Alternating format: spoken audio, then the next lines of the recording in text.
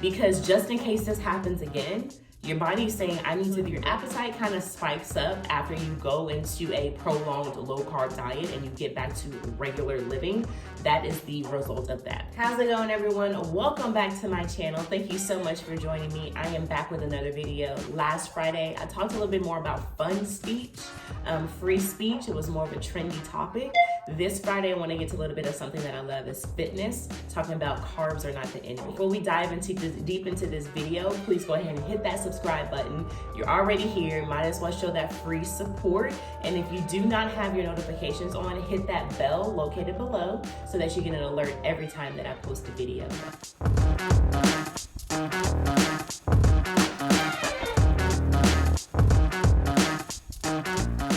So carbs have a really bad rep. I don't know why.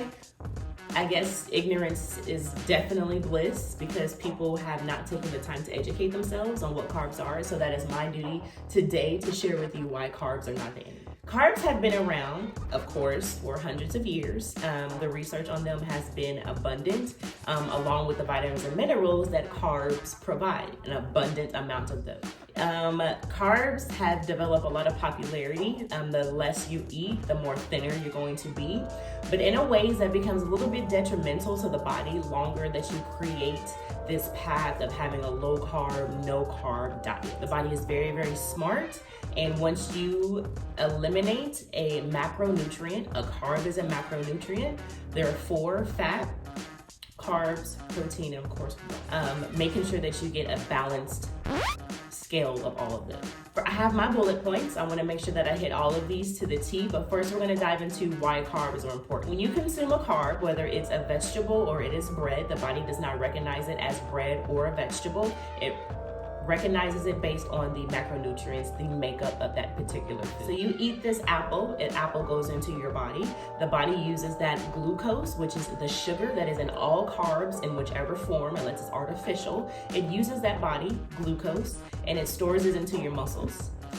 As you store those glucose in the muscles, that muscle is worked, it is used, whether you're working out, whether you are sprinting, whether it's for fight or flight, the glucose is released on rapid release and it's used for energy. Carb is a fuel. It helps fuel your brain. That's why at a certain point of body fat percentage in a part of low carb diet, you start to feel fatigued and foggy, a little bit confused and sometimes dizzy because your body naturally uses carbs for fuel. There are natural carbs and then there are the simple carbs. The natural carbs are the ones that I just listed. I have a little fake foods here like tomatoes, vegetables, fruit, whole grains, whether it's a bread or a pasta. The simple ones that don't last too long, that do accumulate a little bit and are not recognizable by the body, are the sugars and the candies such as the cereals, the white rices, the plain pastas, everything that you love, such as breads, are probably gonna fall into that category, unfortunately. Those are the fast burners. They are not used by the body over a prolonged time. So again, the complex carbs such as oatmeals and fruits and vegetables, as I listed before, those are gonna stay in your system and those are gonna help fuel the body during a workout and during a run. Unless you're a sprinter or a runner or really doing something as an Ironman or a triathlon, those fast sweeteners are not going to benefit you if you work at AT&T call center. They are a primary source of fuel, okay? Your body needs this to continue to push on. Second bullet point I want to talk about is low carb diet, how they work. So carbs, again, they break down into your body. We know they turn into glucose. That glucose is then released into your body for energy and fuel. So what happens when you go into a low carb diet? So when you go into your low carb diet, your body's like, oh, wait, hold on, wait a minute.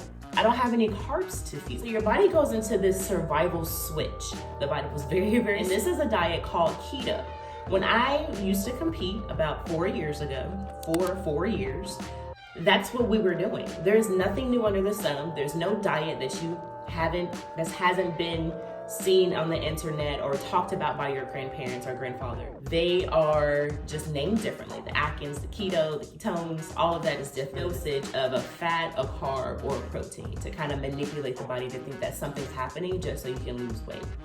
So anyway, eat the carb and it breaks down and turns into glucose. But when you don't have enough carbs in your body uses the ketones that go out through your body. It's just a temporary switch So when you go on a low carb diet for a very, very long time, you start to have a little bit of side effects because again, carbs are not the enemy, carbs are fuel. Your body adjusts to keto and it is not normal, not psychologically and not physically. And again, it's a survival switch. When ketose is done, that is when people begin to gain the weight that they lost, whether it's water weight or whether they get these really irritating cravings to grab this Pop-Tart, grab this chocolate bar, eat this popcorn. Your body's trying to basically fuel up on what you depleted it of. Because just in case this happens again, your body's saying, I need to, your appetite kind of spikes up after you go into a prolonged low carb diet and you get back to regular living.